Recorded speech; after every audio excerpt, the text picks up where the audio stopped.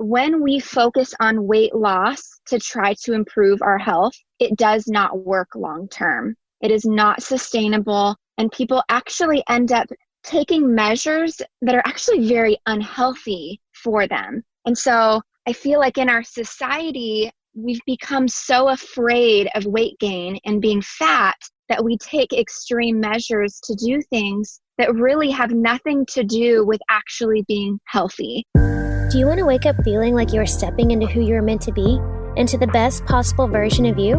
What if I told you that the key to your best life, health, and happiness are all around you?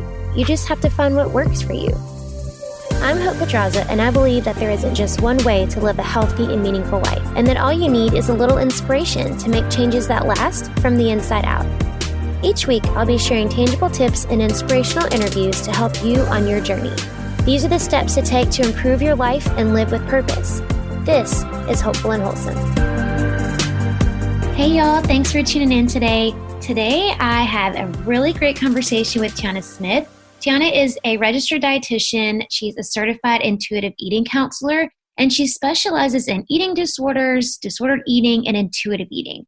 She helps women who want to learn and trust and honor their bodies feel great mentally and physically. And we have a really intuitive and informative conversation about what is intuitive eating. So I really think you'll get a lot from this conversation that we have. She talks about her nutrition philosophy as a registered dietitian and what intuitive eating is and how you can benefit from it. And then she also gives some tangible steps and tactics that you can take to kind of implement this philosophy in your own life. It's really informative. I'm really excited to bring this to y'all. And as an added bonus, she's going to talk about her program that she has that she's launching this month.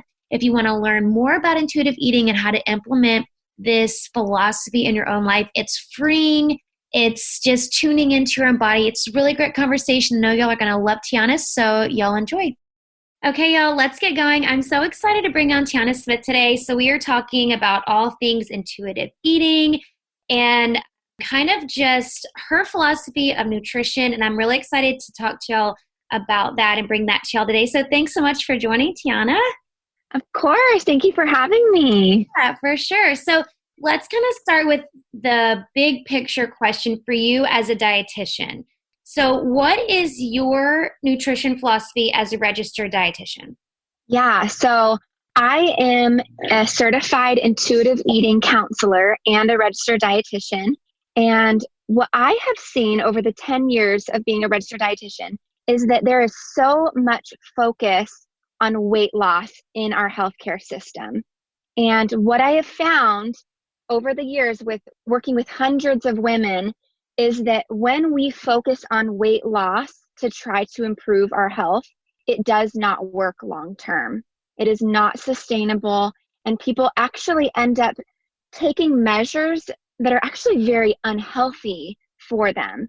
And so I feel like in our society, we've become so afraid of weight gain and being fat that we take extreme measures to do things that really have nothing to do with actually being healthy.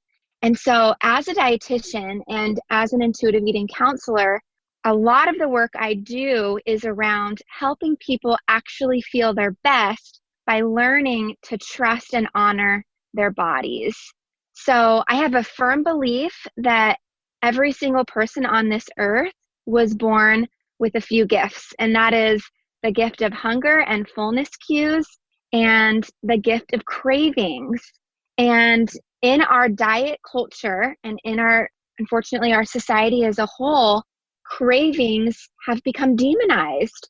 And if we just explore some more curiosity around them, we actually would learn that when we honor our bodies, we're going to eat a lot more balanced than if we're trying to restrict a bunch of food groups and specific foods. And so I'm very passionate about helping people learn that intuitive eating really is the healthiest way to live your life, and that dieting actually results in poor health outcomes, as seen by what I like to call weight cycling. And so a lot of the education I do with my clients is around all of that, that we need to fight back against diet culture and really learn to trust our bodies. Yeah. So let's get a little bit deeper into the intuitive eating part of that.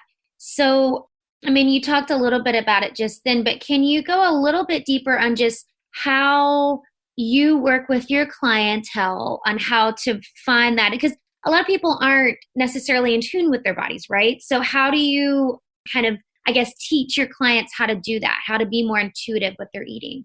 Yeah, I love that you asked that because even Evelyn Tribole, she's one of the authors of the book Intuitive Eating, even she says that reading the book and actually applying it can be very difficult. Mm-hmm. And so when I work with my clients, I do encourage them to read the book. It is very important. It is a wealth of information. And so with my clients, I have them simultaneously read the book and work with me so I can help guide them throughout their own intuitive eating journey. And so with my upcoming course, I actually am really excited because in Food Freedom University, I am going to have nothing left unsaid. I have spent months and months really curating a really comprehensive intuitive eating course where you're going to get the knowledge and the guidance so that you can become an intuitive eater.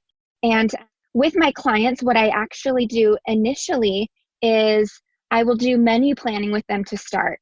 And a lot of people get confused by that because they think, well, if I'm menu planning, am I really being an intuitive eater? Right. And the answer is yes, absolutely. So through menu planning, I'm always encouraging that you eat foods from all of the food groups and that you choose foods that you genuinely enjoy.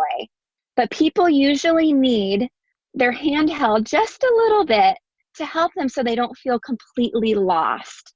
And so that's where early on, that menu planning is really key in helping people. And so I think that that's something that's unique that I do as a dietitian to help people feel more confident moving into practicing the principles of intuitive eating.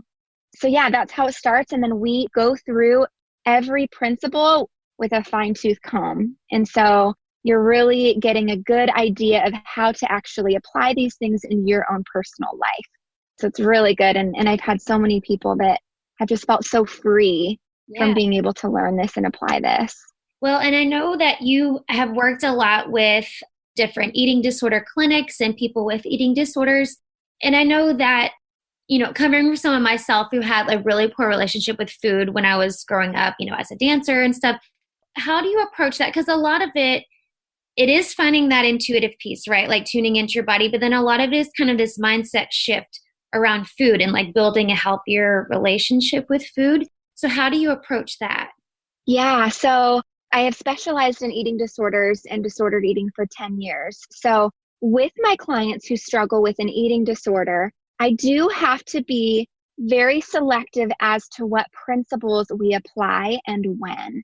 And so with all of my clients, regardless if they're struggling with an eating disorder or disordered eating or even are just coming to me because they have health complications, I always encourage them to eat the foods that they genuinely like and to reject diet culture. And that's because when we eat the foods that we genuinely like, we're actually going to crave them less. And I know that sounds super crazy because a lot of people think, well, if I eat what I like when I want it, I'm going to want it all the time. But I like to compare it to falling in love.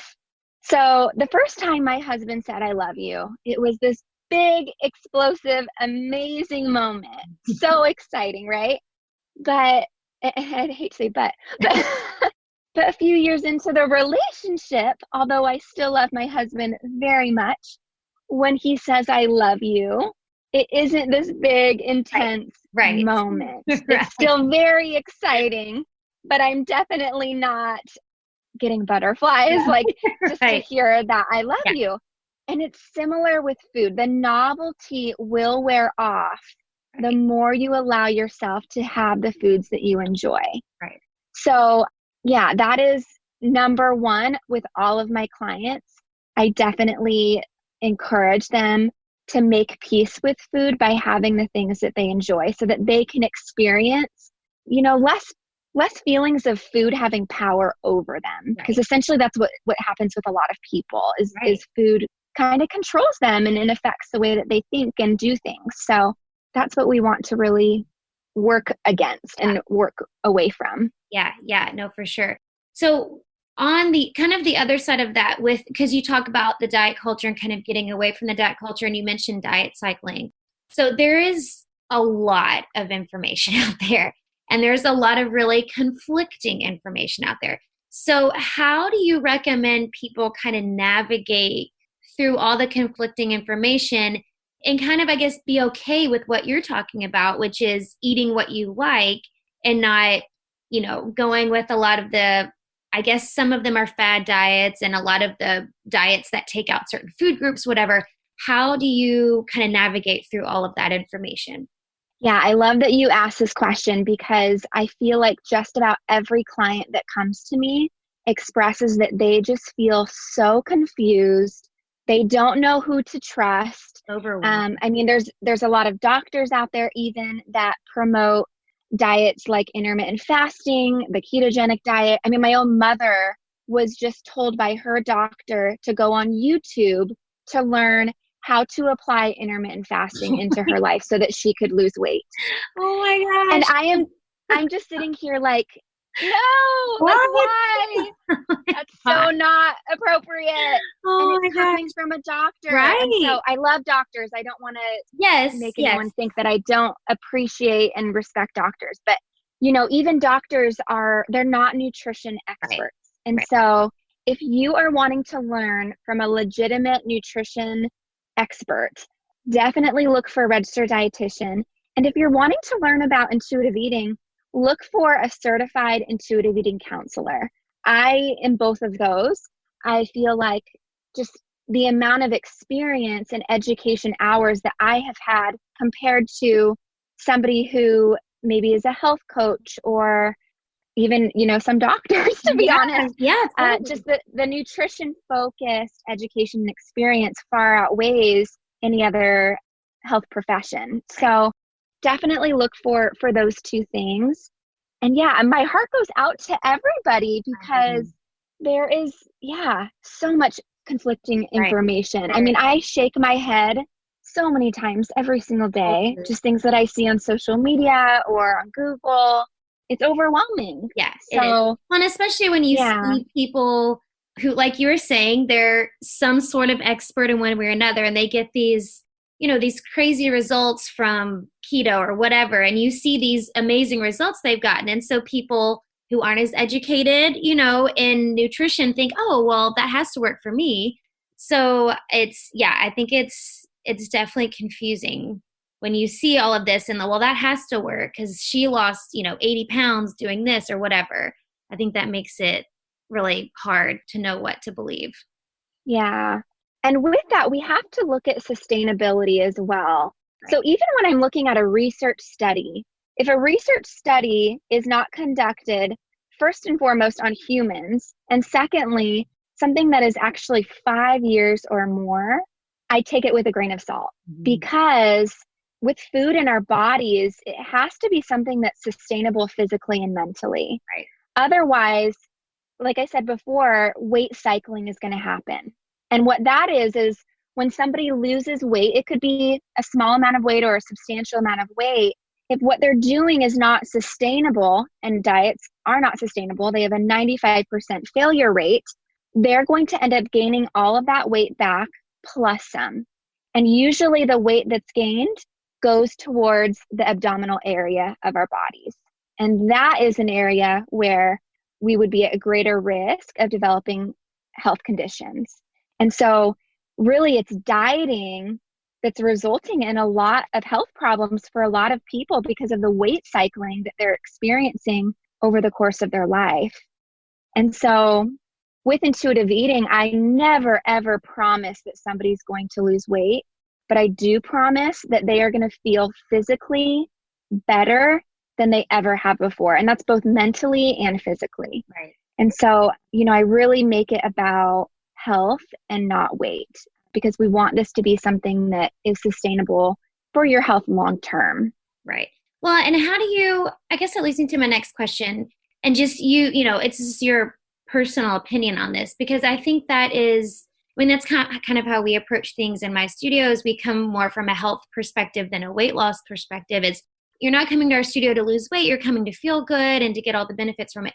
So, and in what you're talking about in this diet-centric culture that we're in, what do you think is going to be the catalyst? And I think it has shifted a little bit, I guess, in recent years, because there's more stuff around body positivity and all of that. But what do you think is going to be the catalyst or something that's going to shift that focus? Because we are so focused on losing weight and looking, a certain way or whatever. So how do we, I guess as a society, I guess that's a big question, but how do we make that shift into more of what you're saying and doing it for the health benefits and for health purposes rather than weight loss purposes?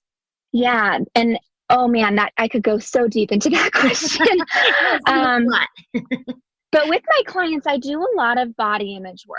Yeah. So as a dietitian who specializes in eating disorders and disordered eating, body image is something that comes up pretty much in every single session. And so one of the things that I like to try to help people see for themselves is that there is sort of this fear around the fact that if I am fat or if I gain weight or if I don't lose weight, that I am unlovable, that people will not want to be in my life, that people will not want to connect with me, and that I will be more miserable. Mm-hmm. What I often see, though, is that dieting and being obsessive around food in our bodies isolates us more than anything. And that breaks my heart. It makes me so sad to see so many of my clients who in the past have turned down invitations to go to dinner with a friend because they were embarrassed of how they looked, or they were worried that what was served there wasn't going to fit their diet plan, or maybe they're doing intermittent fasting and they can't eat during those hours. All of those things take us away from connecting and experiencing what we need as humans. And I think this has been a great year in showing that we need to connect as human beings, and it's so difficult when we don't. And so with diet culture preying on our insecurities and saying all of your problems will be fixed when you lose weight, I just think that that's crap. Yeah. Because even when my clients have lost weight, they were never happy. Mm-hmm. It did not solve their problems. They did not feel good about themselves. There were still things that they wished that they could have changed. And so if we can make that mindset shift to, being able to feel confident no matter our body size and really focus on taking care of our health through honoring what our body's telling us it needs, I feel like people would be so much happier and so much healthier. Yeah. And so that's really the message that I'm always trying to share on my Instagram and with all of my clients. Yeah, it's putting that, and I like that, it's putting that piece together. It's kind of that mindset piece with the physical piece is that it's about being happy too. It's like putting the happy with the healthy. And I like that connection. Yeah, that's good. Yeah. So let's switch gears just a little bit. And I do want to kind of get into kind of your journey into dietetics. So what was your journey into being a registered dietitian, into going down this path of intuitive eating? Yeah, so I had a friend in high school. So when I was 17, I had a friend who went to treatment for an eating disorder. And when she finished, she said that her dietitian had made a huge impact on her life. And I was like, wow, that sounds like such an interesting field. I feel like that would be really rewarding. That's what I'm going to do. And so despite not being good in science at all, like it did not come natural to me, I did my bachelor's and my master's and my dietetic internship, and became a dietitian. And it has just been the most rewarding career ever. Like it's so much more fulfilling than I ever thought possible. And when I was in high school and in early college, I definitely struggled with my relationship with food and my body. I couldn't walk past any mirror or reflective surface without checking out my body and making sure that my body matched what I thought was, ideal. Right. Oftentimes it didn't. And that brought a lot of distress to me. I really tried to restrict the foods that I enjoyed. And I like to use the example of cookies because chocolate chip cookies, freshly baked, is my most favorite treat. And so I would tell myself, Tianna, you cannot have cookies. Like, cookies are bad. They're going to make you fat. Yeah. Nobody's going to want to be with you if you're fat. You know, all of these lies that diet culture feeds us. And what I would find myself doing is when I had the opportunity to eat cookies, I would sit down and have like 10. Right. So it hit me as I was learning about intuitive eating. I was like, man, if I had a cookie every day, that would probably be a lot healthier than restricting them all week and then having 10 in one sitting. Right. And so I learned to make peace with cookies and other foods, but I like to use cookies because, again, they're my favorite, to where now I recognize I can have something sweet every day if I want. Right. Some days I don't even want it, which is crazy because 10 years ago, I never thought that was possible. Mm-hmm. But I'm actually able to honor what my body's telling me rather than trying to restrict, and then end up overeating or binging on that food. So that's really been my personal experience with making peace with food. I feel like I absolutely honor my hunger and fullness cues much better than I ever did before. And I don't obsess over food anymore. Like, I have that mental freedom, and it is such an amazing feeling. And so many of my clients also express that it is just a breath of fresh air to not have to think about food all the time and to be able to just eat what you like when you want it, and to be able to listen to your body and know when it's appropriate to stop eating, and to not turn to food for comfort or for, managing difficult emotions. Right. So yeah, I feel like I have a very healthy relationship with food and a very healthy relationship with my body now, thanks to intuitive eating. So I'm very grateful for that. That's awesome. So before I get to this next question, speaking of freedom, you have a course that's coming out, and I wanted you to talk a little bit about it because I feel like this is something really good for people to start out the new year doing. So can you talk a little bit about the course that you have? Yeah, so I was actually wrapping up session with a client about 6 months ago. And as she was leaving my office, she said, Tianna, I wish I could have learned about this sooner. And I wish that more people could learn about intuitive eating and how to actually apply it. And that's when it hit me. That's when I was like, I need to reach more people, and I need to create a digital course so that more people can learn how to actually apply intuitive eating and not fall into thinking that intuitive eating is just about eating whatever you want whenever you want. I think that's a common misconception. So, as a very experienced dietitian and as a certified intuitive eating counselor, I felt like, okay, now's the time. And so my course is called Food Freedom University. It's an 8-week-long online digital course. So I will have one pre-recorded module with 2 to 4 lessons released each week. And in addition to that, I will be doing weekly Q&As live over Facebook. In addition to that, too, I'm going to be offering my individual sessions at 20% off. Oh, that's awesome. So I really want people to feel like if they need the individual support, they can get that from me. Yeah. But I am really excited for people also to have support from others who are learning the exact same things at the exact same time, because that's something that my individual clients don't get. And oftentimes they feel a little bit lonely in their journey when all of their friends are talking about the latest fad diet they're trying, and they're really trying to listen and trust their bodies. So I'm so excited to create this community for people to really be able to support one another.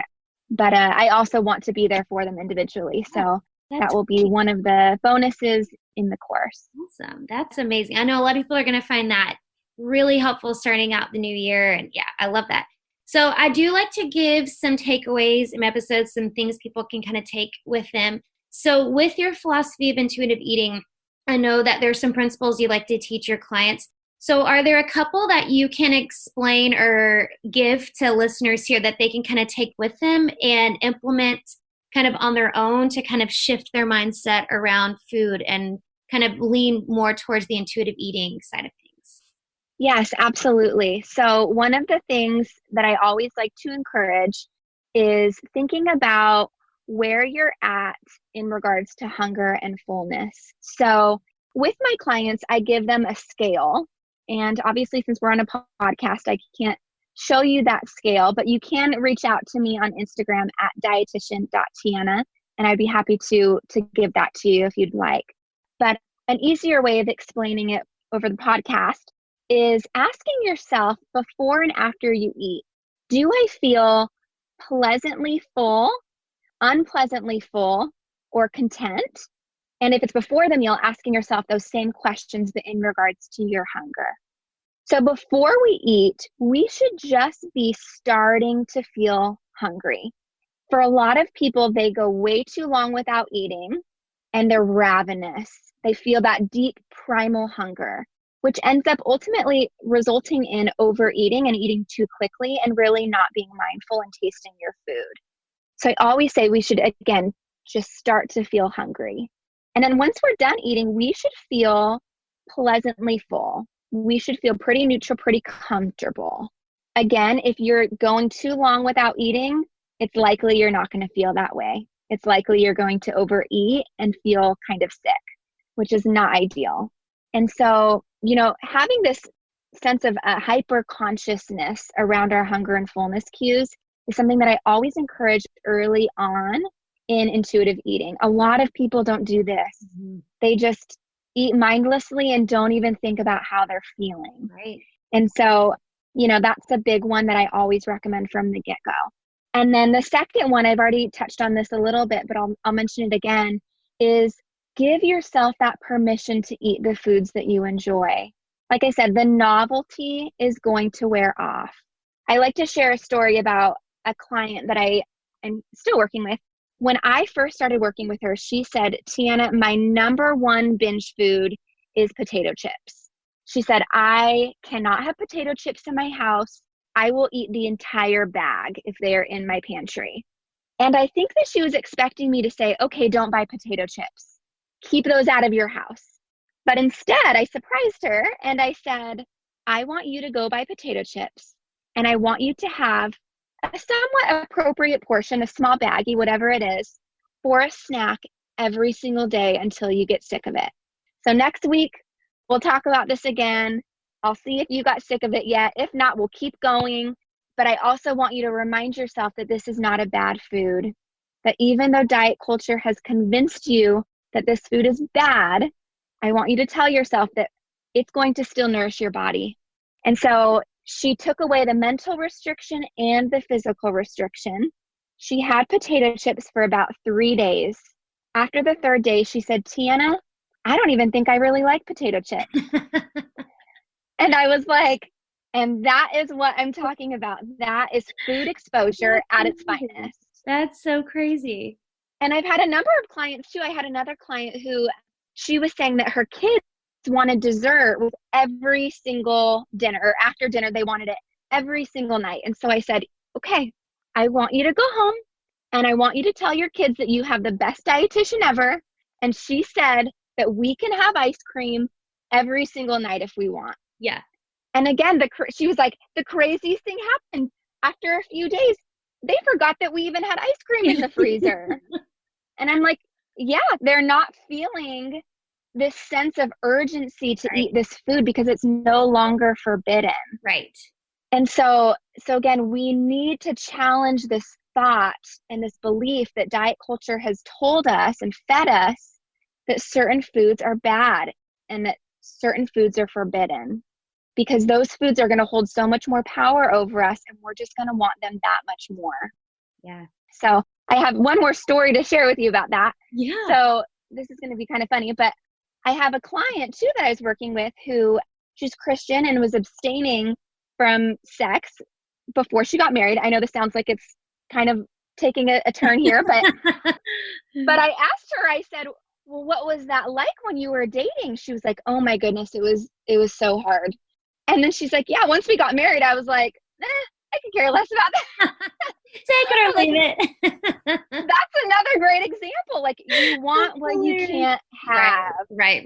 We always want what we can't have. And we're going to want to rebel when there's food rules put upon us. Right. So again, yeah, those are the top two things I want people to really keep in mind when you're wanting to start your intuitive eating journey, because I think that, those are probably the two most powerful things that come up often in my sessions. And it's amazing just that it seems like such a small shift in your mindset, and it makes such a difference where people are no longer like, they're like, I can take it or leave it. Like it is powerful. That's awesome.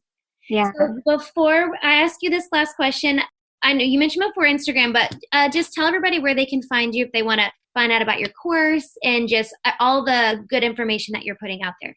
Yeah, so the best place to find me is on Instagram. So I'm at dietitian.tianna.